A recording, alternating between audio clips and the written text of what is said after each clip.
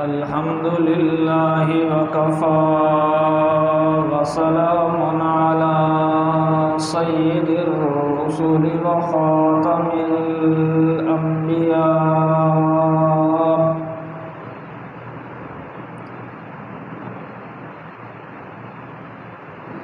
وعلى آله وأصحابه الأتقياء.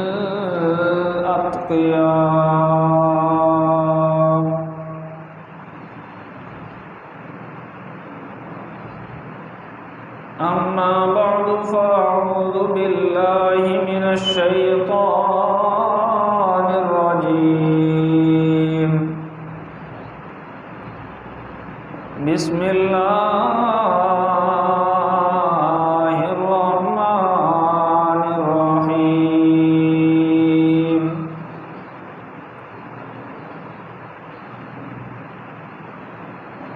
ومبشرا برسول يأتي من بعد اسمه أحمد. سبحان ربك رب العزة عما يصفون وسلام على المرسلين والحمد لله رب العالمين.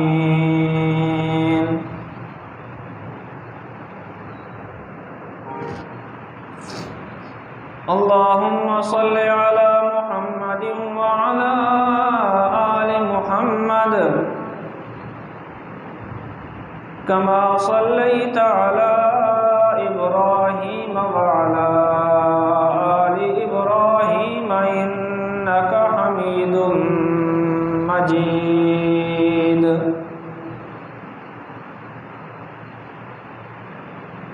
اللهم بارك على محمد وعلى آل محمد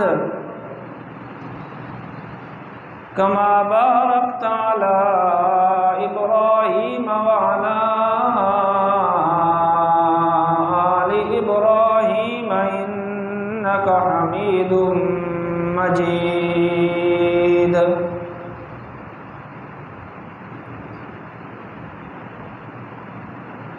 محترم مکرم واجب الاحترام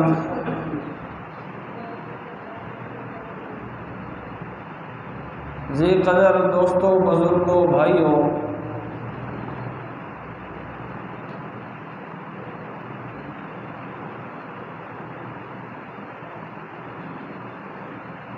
قرآن مجید فرقان حمید میں سے ایک آیت مبارکہ آپ حضرات کے سامنے تلاوت کرنے کی سعادت ملی.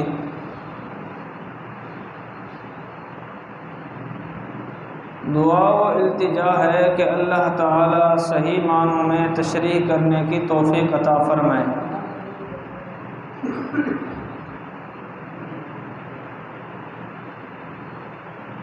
فریقین کو اللہ تعالی عمل پیرا ہونے کی بھی توفیق عطا فرمائے.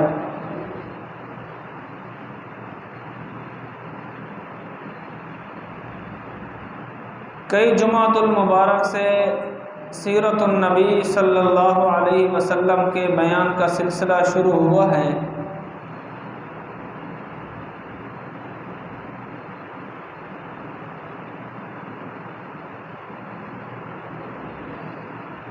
اس سلسلے کی ایک کڑی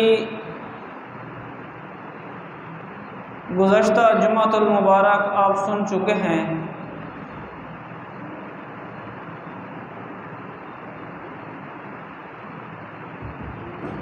دو باتیں گزشتہ جمعۃ المبارک کو عرض کی تھیں.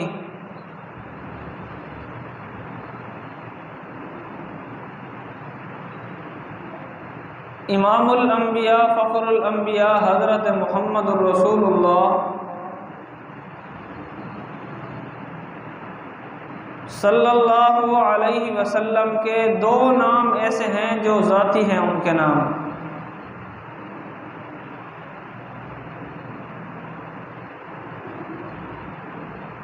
ان دو ناموں کے علاوہ جتنے نام بھی ہیں وہ ذاتی نہیں ہیں بلکہ وہ صفاتی نام ہیں۔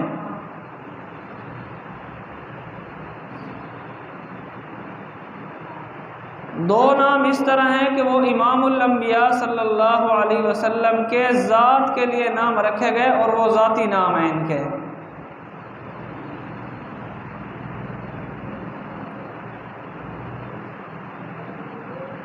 ایک نام ان میں سے محمد صلی اللہ علیہ وسلم ہے،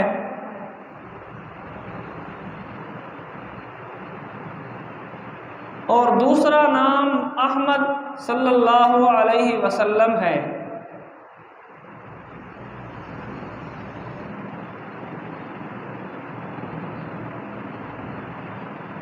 گزشتہ جمعۃ المبارک میں آپ محمد کسے کہتے ہیں، اس کا معنی اور مفہوم کیا ہے سن چکے ہیں۔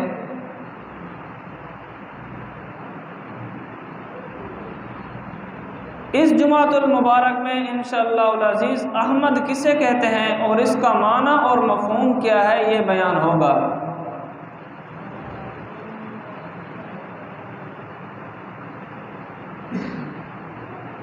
امام الانبیاء حضرت محمد رسول اللہ صلی اللہ علیہ وسلم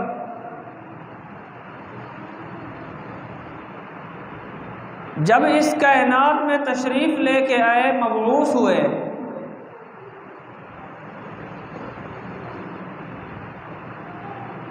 جب پیدا ہو گئے میرے نبی صلی اللہ علیہ وسلم،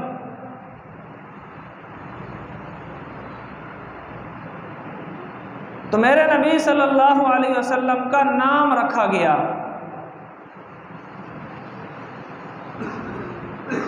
جیسے عام اصول اور ضابطہ ہے، قانون ہے کہ جہاں پر بچہ پیدا ہوتا ہے تو اس کا نام رکھا جاتا ہے۔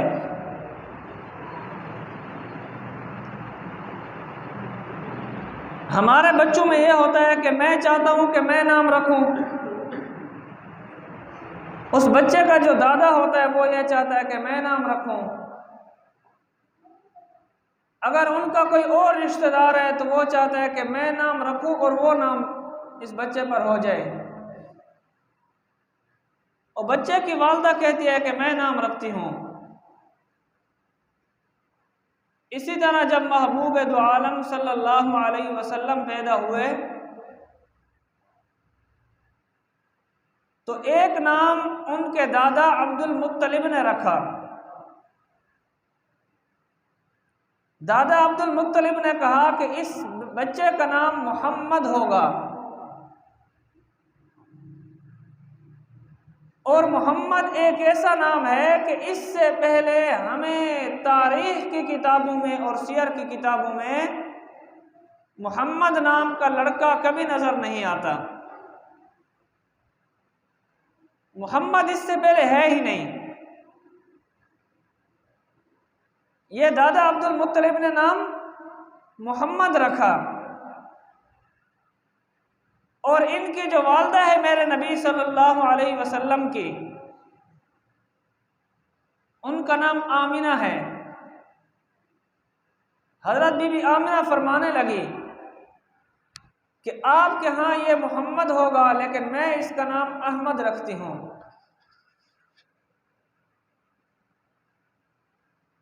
یہ میرے نزدیک احمد ہوگا۔ یہ احمد ایک وہ لڑکا ہے، وہ بچہ ہے کہ مجھے اس بچے کی خوشخبریاں، بشارتیں پہلے نبی آ کر دیا کرتے تھے۔ کبھی اس احمد کا تذکرہ مجھے ابراہیم علیہ السلام خواب میں آتے ہیں اور دے کے جاتے ہیں، کبھی آدم علیہ السلام میرے خواب میں آتے ہیں، مجھے میرے بیٹے کے نام بھی بتاتے ہیں اور اس کی خوشخبری بھی سناتے ہیں،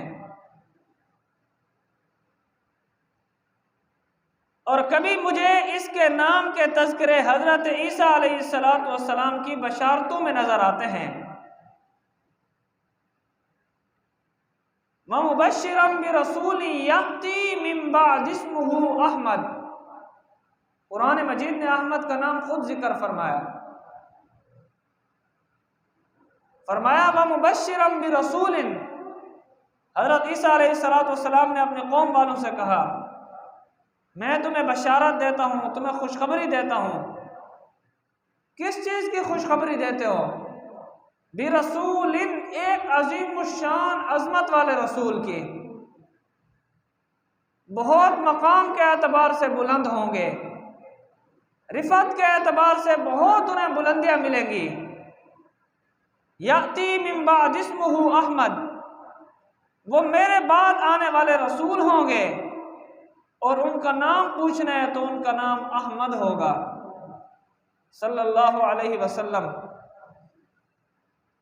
یہ احمد میرے نبی کا نام ہے صلی اللہ علیہ وسلم۔ اب ہم سمجھیں گے کہ احمد کس کو کہتے ہیں۔ گزشتہ جمعۃ المبارک میں محمد کے بارے میں آپ کو سمجھایا، اور آج انشاءاللہ العزیز احمد کا معنی کیا ہوتا ہے۔ احمد اس میں تفعیل کا صیغہ ہے۔ اس میں تفعیل، عربی زبان جاننے والے لوگ جانتے ہیں کہ اس میں تفعیل کیا ہے۔ یہ اس میں تفعیل کا صیغہ ہے۔ اگر یہ اسی سے اس میں مفعول کا صیغہ نکالا جائے تو اس کا معنی وہی ہوگا جو محمد کا معنی آپ کے سامنے بیان کیا ہے، کہ محمد اسے کہتے ہیں کہ جس کی تعریفیں کی جائیں لیکن کبھی اس کی تعریفیں ختم نہ ہوں۔ کبھی اس کی تعریفیں چرند و پرند کریں تب بھی ختم نہیں ہوتی، کبھی اس کی تعریفیں انسان کریں تب بھی ختم نہ ہو، کبھی اس کی تعریفیں جن کریں تب بھی ختم نہ ہو، کبھی اس کی تعریفیں عرشی کریں تب بھی ختم نہ ہوں، کبھی اس کی تعریفیں فرش والے کریں، زمین والے کریں تب بھی اس کی تعریفیں ختم نہ ہو۔ اس کو محمد کہتے ہیں۔ اگر احمد کو اسم مفعول کے معنی میں لیں گے تو اس کا معنی بھی یہی ہوتا ہے کہ احمد اس کو کہتے ہیں کہ جس کی اتنی تعریفیں کی جائیں کہ کبھی اس کی تعریفیں ختم نہ ہوں۔ اور اگر اس معنی کو اسم مفعول نہیں بلکہ اسم فعل کے معنی میں لیں گے تو اب اس کا معنی الگ ہو جاتا ہے، تبدیل ہو جاتا ہے۔ اسم فعل کا معنی کریں گے احمد، احمد کا معنی یہ ہوگا کہ جس نے اللہ تعالیٰ کی اتنی زیادہ حمد کی ہو، اللہ تعالیٰ کی اتنی زیادہ مدح بیان کی ہو، اللہ تعالیٰ کی تعریفیں اتنی زیادہ کی ہوں، اللہ تعالیٰ کی ثنا اتنی زیادہ پڑھی ہو، اللہ کی عبادت اتنی زیادہ کی ہو کہ باقی کوئی اس کا مقابلہ نہ کر سکتا ہو، اسے احمد کہتے ہیں۔ احمد وہ ذات ہے کہ جس نے اللہ تعالیٰ کی تعریفوں میں، عبادت میں، حمد میں، ثنا میں اتنا زیادہ آگے گئے ہوں کہ باقی کوئی بندہ ان کا مقابلہ نہ کر سکتا ہو۔ اب آسان الفاظ میں آپ کو احمد سمجھانے لگا ہوں۔ احمد اس کو کہتے ہیں کہ جو ایک مرتبہ سجدہ کرتا ہے وہ سجدہ اتنا وزنی اور بھاری ہوتا ہے کہ یہ پوری امت اور پوری کائنات سجدہ کرتی رہے، اس احمد کے سجدے کا مقابلہ نہیں ہو سکتا، اسے احمد کہتے ہیں۔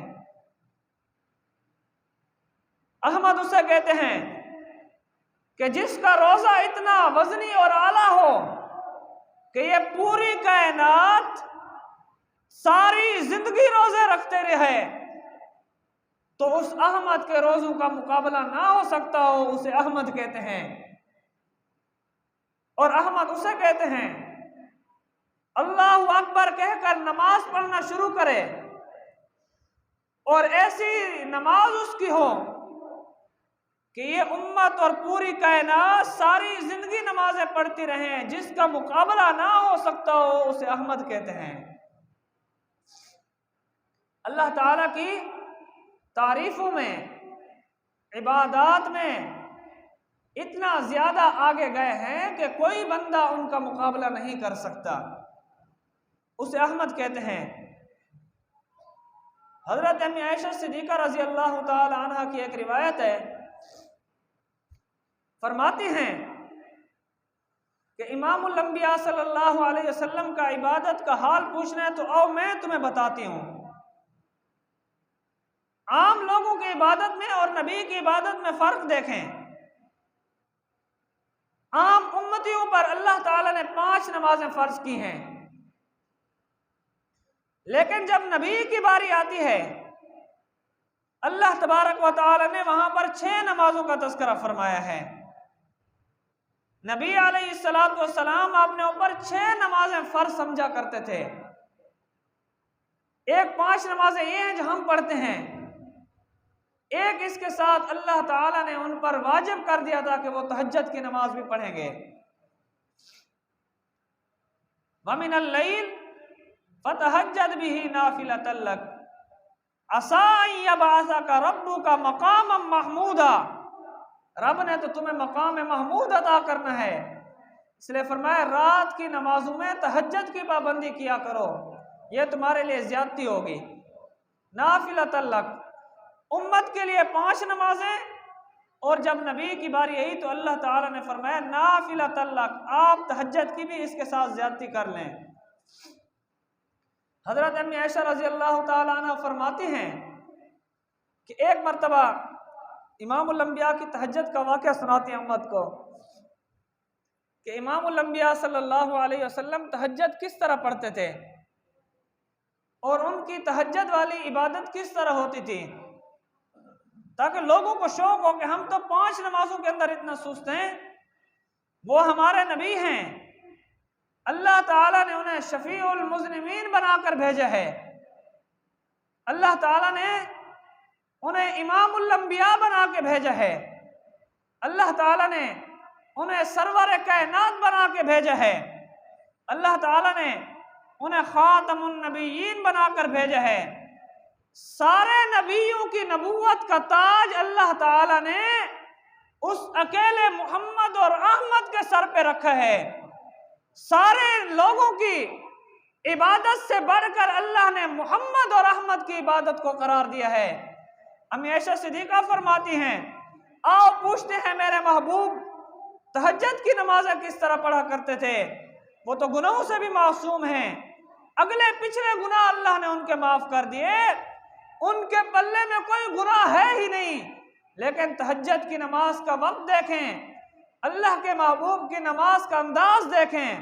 فرمایا اللہ کے نبی صلی اللہ علیہ وسلم ایک مرتبہ رات کو آرام کرنے کے لیے آئے اور تھوڑی دیر آرام کرنے کے بعد اٹھے، وضو فرمایا، وضو فرمانے کے بعد اللہ کے نبی صلی اللہ علیہ وسلم نے تہجد کی نماز شروع کی اور اللہ اکبر کہنے کے بعد ہاتھ باندھے اور اس وقت رکوع میں گئے جب 8 پارے اللہ کے نبی نے تلاوت فرما چکے تھے۔ تہجد میں 8 پارے ایک رکعت میں 8 پارے مکمل ہو گئے، امام الانبیاء صلی اللہ علیہ وسلم اب رکوع میں گئے۔ حضرت امی عائشہ صدیقہ کا بیان ہے، فرماتی ہیں کہ امام الانبیاء صلی اللہ علیہ وسلم نے رکوع میں اتنی دیر لگئی جتنی 8 پاروں میں دیر لگ گئی تھی، اتنا لمبا رکوع کر لیا۔ یہ اتنا لمبا رکوع ہونے کے بعد جب رکوع سے اٹھتے ہیں امام الانبیاء صلی اللہ علیہ وسلم رکوع سے اٹھے اور قوما کیا سیدھے کھڑے ہو گئے تو اتنی دیر تک اللہ تعالیٰ کے حضور کھڑے رہے جس طرح کے 8 پاروں میں جتنا وقت لگا تھا اتنی دیر تک کھڑے رہے۔ امام الانبیاء صلی اللہ علیہ وسلم نے سجدہ کیا، فرمایا کہ سجدے میں اتنا طویل سجدہ تھا کہ 8 پارے میں جتنی دیر لگی تھی اللہ کے نبی نے تہجد کی نماز میں سجدے میں اتنی دیر لگئی۔ حضرت عائشہ فرماتے ہیں مجھے خوف محسوس ہونے لگا کہ آج کہیں ایسا نہ ہو کہ امام الانبیاء دنیا سے چلے گئے ہوں، اتنا لمبا سجدہ کیوں کر لیا، اتنی لمبی عبادت کی کیا ضرورت ہے، 8 پارے ایک رکعت میں، رکوع اسی طرح لمبا، قیام اسی طرح لمبا، قوما اسی طرح لمبا، سجدہ اسی طرح لمبا، ایک سجدے سے اٹھ گئے اسی طرح جس طرح 8 باروں میں دیر لگی تھی اتنا ہی لمبا کر دیا۔ فرمایا جب دوسرا سجدہ کیا تو پھر اتنی دیر تک اللہ کے نبی نے دوسرا سجدہ کیا۔ حضرت ہمیشہ فرماتے ہیں، فرمایا کہ جب اللہ کے نبی نے نماز کو ختم کیا، میں نے اللہ کے نبی سے پوچھا کہ میں تو آج یہ محسوس کر رہی تھی کہ شاید آپ کی روح جسم مبارک سے پرواز کر گئی ہے، آپ اللہ تعالیٰ کے حضور پہنچ چکے ہیں، یہ اتنے لمبے سجدے کیوں؟ اللہ تعالیٰ نے تو آپ کے اگلے پچھلے سارے گناہ معاف کر دیے ہیں۔ گناہ تو ہم سے ہوتے ہیں، نبی تو گناہوں سے پاک ہوتے ہیں، گناہوں سے معصوم ہوتے ہیں۔ امام الانبیاء صلی اللہ علیہ وسلم نے فرمایا کہ اللہ تعالیٰ نے میرے اگلے پچھلے گناہ تو معاف کیے ہیں، لیکن ایک بات سنیں، حضرت عائشہ صدیقہ نے فرمایا آپ تو تمام امت کے سردار بنا کر بھیجے گئے ہیں، امت چھوڑو آپ تو پوری کائنات کے سردار بنا کر بھیجے گئے ہیں، آپ کو خاتم النبیین بنا کر بھیجا گیا ہے، آپ رحمت للعالمین بنا کر بھیجے گئے ہیں، آپ رحمتیں تقسیم کرنے والے بھیجے گئے ہیں، آپ کو تو شفیع المذنبین گناہگار امت کے لوگوں کی سفارش کے لیے بنا کر بھیجا گیا ہے، آپ تو مقام محمود کے دولہا بنا کر بھیجے گئے ہیں، آپ اتنی لمبی لمبی باتیں کیوں کرتے ہو؟ اللہ کے نبی نے حضرت عائشہ صدیقہ کو مسئلہ سمجھایا کہ جب رب نے مجھ پر اتنا بڑا احسان کیا، انعام کیا، مجھے سب کچھ اللہ تبارک و تعالی نے دیا، مجھے رحمت للعالمین بنا کے بھیجا، مجھے شفیع المذنبین بنا کر بھیجا، مجھے امام الانبیاء بنا کے بھیجا، مجھے خاتم النبیین بنا کے بھیجا، ساری کائنات کو اللہ تعالیٰ نے میرا غلام بنا دیا، تو پھر میں اللہ کی عبادت اس احسان کے بدلے کیوں نہ کروں؟ میں اللہ کی عبادت اس احسان کے بدلے کیوں نہ کروں؟ افلا اکون عبدا شکورا، کیا میں اللہ کا شکر گزار بندہ نہ بنوں؟ عزیز دوستو، کبھی کبھی عبادت اس لیے بھی ہوتی ہے کہ ہم اللہ کے شکر گزار بندے بن جائیں، یہ کبھی کبھی عبادتیں اس لیے ہوتی ہیں۔ آج ہم دیکھیں اپنی عبادت کو، اپنے نبی کی عبادت کو بھی دیکھیں، نبی علیہ السلام کی عبادت کا واقعہ آپ نے سن لیا، امام الانبیاء صلی اللہ علیہ وسلم اس طرح عبادت کیا کرتے تھے۔ حضرت عائشہ صدیقہ رضی اللہ تعالیٰ نے فرماتے ہیں امام الانبیاء صلی اللہ علیہ وسلم اتنا لمبا لمبا قیام کرتے تھے، رکوع کرتے تھے کہ پاؤں مبارک سوج جاتے تھے، پاؤں مبارک موٹے ہو جاتے تھے کھڑے ہونے کی وجہ سے، اتنی لمبی لمبی تلاوتیں کرنے کی وجہ سے۔ اس لیے عزیز دوستو، امام الانبیاء صلی اللہ علیہ وسلم نے کیا فرمایا؟ مجھے پتہ ہے میرے اگلے گناہ بھی معاف، میرے پچھلے گناہ بھی معاف، مجھے بالکل گناہوں سے معصوم بنا کر بھیجا گیا ہے، لیکن سن لو اپنی امت کو یہ سبق دیا، افلا اکون عبدا شکورا، کیا میں اللہ کا شکر گزار بندہ نہ بنوں؟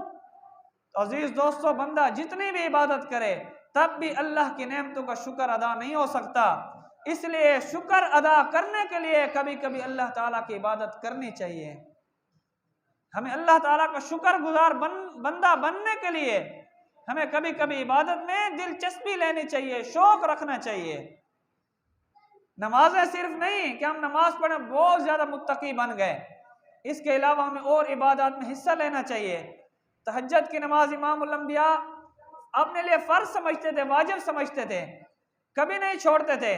عزیز دوستو، آج اس محفل کی برکت سے ہم یہ عہد کریں کہ جب میرے نبی کے اگلے پچھلے گناہ معاف ہیں، کبھی وہ تہجد نہیں چھوڑتے، نمازوں کی پابندی۔ عزیز دوستو، ہمارے تو آگے بھی گناہ ہیں، ہمارے پیچھے بھی گناہ ہیں، ہمارے دائیں بھی گناہ ہیں، ہمارے بائیں بھی گناہ ہیں، اوپر بھی ہم سے گناہ ہوتے ہیں، پاؤں کی طرف سے ہم سے گناہ ہوتے ہیں، کبھی ہمارے پاؤں غلط کاموں کی طرف چل کر جاتے ہیں، ہمارے ہاتھ گناہوں سے محفوظ نہیں، ہمارا دماغ غلط سوچنے سے محفوظ نہیں، ہمارے دل میں غلط خیالات آتے ہوں، ہمارا پورا جسم گناہوں کے اندر ڈوبا ہوا ہو۔ عزیز دوستو، غور و فکر کی ضرورت ہے، ہمیں کس طرح عبادت کرنے کی ضرورت ہے، ہمیں کس طرح عبادت کرنے کی ضرورت ہے۔ اللہ تعالیٰ سے اپنے گناہوں کی معافی مانگنی چاہیے ہر وقت، اور اللہ تعالیٰ کی عبادت اس طرح کرنی چاہیے کہ اللہ تعالیٰ کی عبادت کا حق پورا ہو جائے۔ ہم حق تو ادا نہیں کر سکتے، کم از کم کل قیامت کے دن اللہ تعالیٰ کو اتنا تو کہیں گے یا اللہ جتنی وسعت میرے پاس تھی، جو آپ نے مجھ پر جو چیزیں فرض کی تھیں اتنی گنجائش کے مطابق میں عبادت کر کے لایا ہوں۔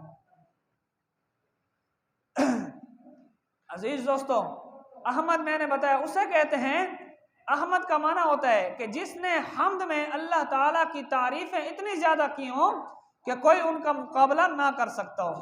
محمد کا گزشتہ جمعہ آپ نے معنی سنا، محمد اسے کہتے ہیں کہ جس کی تعریفیں بندہ کرتا رہے کرتا رہے کرتا رہے، کبھی اس کی تعریفیں ختم نہ ہوں۔ احمد اسے کہتے ہیں کہ جس نے اللہ کی اتنی تعریفیں کی ہوں کہ اس تعریفوں میں، حمدوں میں، ثناؤں میں، عبادتوں میں دوسرا کوئی اس کا مقابلہ نہ کر سکتا ہو۔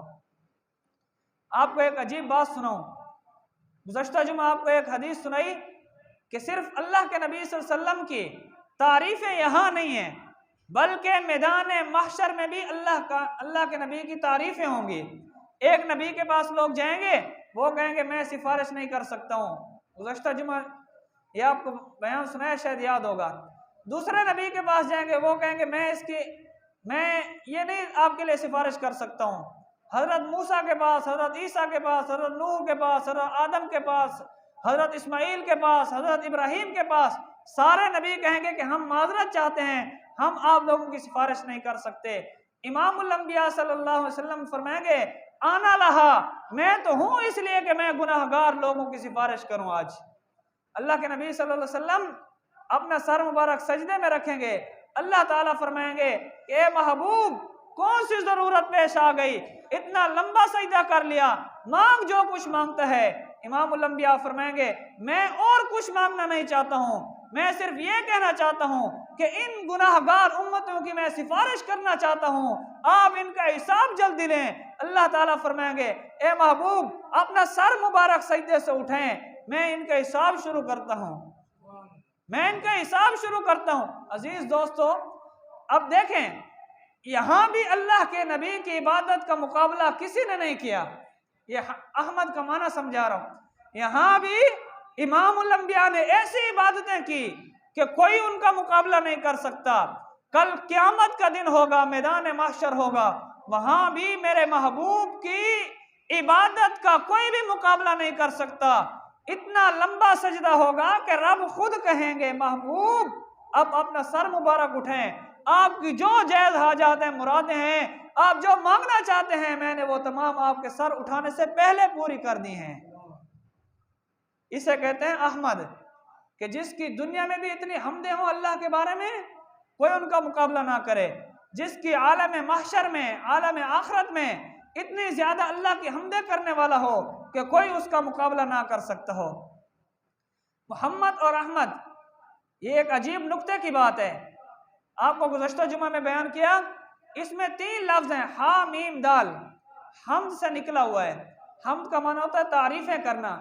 آپ محمد کو اٹھائے، اس میں بھی یہ 3 لفظ ہیں، حمدہ، ہا میم دال، محمد جس سے بن گیا۔ محمد اس کو کہتے ہیں کہ جس کی تعریفیں کی جائیں کبھی ختم نہ ہوں، اور احمد کے اندر بھی یہ 3 لفظ ہیں، ہا میم دال۔ احمد اس کو کہتے ہیں کہ جو اللہ کی اتنی تعریفیں کرے کہ کوئی بندہ اس کی تعریفوں کا مقابلہ نہ کر سکتا ہو۔ اب آپ آگے جائیں، عالم محشر میں جائیں، وہاں پر اللہ تبارک و تعالی میرے نبی صلی اللہ علیہ وسلم کو ایک جگہ عطا فرمائیں گے، ایک مقام عطا فرمائیں گے جسے کہتے ہیں مقام محمود۔ مقام محمود، وَمِنَ اللَّيْلِ فَتَهَجَّدْ بِهِ نَافِلَةً لَكَ عَسَىٰ أَن يَبْعَثَكَ رَبُّكَ مَقَامًا مَحْمُودًا، تاکہ کل قیامت کے دن اللہ کے نبی کو فرمایا رات کی عبادتوں میں تہجد کی زیادتی کر لیا کرو، تاکہ کل قیامت کے دن اللہ تعالیٰ تمہیں مقام محمود سے اٹھا لے۔ کل قیامت کے دن اللہ تعالیٰ تمہیں مقام محمود میں جگہ عطا فرمائیں گے، تمہیں کھڑا کریں گے۔ محمود میں بھی یہ 3 لفظ ہیں، ہا میم دال، جسے محمود بن گیا۔ آپ اس سے چھوڑ کے آگے جائیں، امام الانبیاء صلی اللہ علیہ وسلم کے ہاتھ میں کل قیامت کے دن ایک جھنڈا ہوگا، ایک جھنڈا ہوگا، سارے نبی اس جھنڈے کے نیچے ہوں گے، ساری امتیں اس جھنڈے کے نیچے ہوں گی۔ اس جھنڈے کا نام ہوگا لواء المحمود۔ وہاں پر بھی حامیم دال آ گیا۔ حامیم دال جسے حمد کہتے ہیں، کہ وہاں جھنڈے کے نیچے بھی اگر کسی کی تعریفیں ہونی ہے تو وہ محمد کی تعریفیں ہونی ہے۔ آپ دیکھیں ساری امتیں ہر نبی کے ساتھ ہوں گی، لیکن میری امت امام الانبیاء صلی اللہ علیہ وسلم نے فرمایا وہ میرے ساتھ ہوگی۔ باقی کسی نبی کے ساتھ 2 امتی ہوں گے، کسی کے ساتھ 4 امتی ہوں گے، اور کسی کے ساتھ 5 ہوں گے، کسی نبی کے ساتھ کوئی نہیں ہوگا۔ ایک بہت بڑی امت آئے گی، مجھے کہا جائے گا کہ یہ آپ کی امت آ رہی ہے، کہا نہیں یہ تو موسیٰ علیہ السلام کی امت ہے۔ فرمایا کہ جب ان کی اتنی بڑی امت ہے تو آپ کی امت کا کیا ہوگا؟ امام الانبیاء صلی اللہ علیہ وسلم نے فرمایا کہ میری امت اتنی زیادہ ہوگی اس دن کہ یہ ان کا مقابلہ نہیں کر سکتے۔ امام الانبیاء صلی اللہ علیہ وسلم نے فرمایا کہ میرے ساتھ میری امت آئے گی، اس امت کا نام قیامت کے دن ہوگا حمادون۔ حمادون، حمادون کا معنی کہ جن کی تعریفیں ہوں، امام الانبیاء صلی اللہ علیہ وسلم کی تعریفیں اتنی زیادہ ہوں گی کہ نہ وہ دنیا میں ختم ہو سکتی ہیں، نہ وہ میدان محشر میں ختم ہو سکتی ہیں۔ کل جھنڈے کے نیچے اگر کسی کی تعریفیں ہونی ہے تو اسے محمد کہتے ہیں، کل جھنڈے کے نیچے اگر کسی کی تعریفیں ہونی ہے اسے احمد کہتے ہیں، اور اگر سب سے زیادہ امت کسی کی ہوگی اور ان کی تعریفیں ہوں گی تو اس نبی کا نام بھی محمد اور احمد اسے کہتے ہیں۔ اللہ تعالی ہمیں ان باتوں پر عمل کرنے کی توفیق عطا فرمائے۔ کوشش کی ہے کہ آپ کو محمد اور احمد کا معنی سمجھاؤں، اللہ تعالیٰ نے جتنی توفیق دی آپ سمجھ چکے ہوں گے۔ آسان الفاظ میں محمد اس کو کہتے ہیں کہ جس کی تعریفیں کی جائیں کبھی ختم نہ ہوں، اور احمد اس کو کہتے ہیں کہ جو رب کی اتنی تعریفیں کرے کہ کوئی بندہ اس کا مقابلہ نہ کر سکتا ہو۔ اللہ عمل کرنے کی توفیق عطا فرمائے۔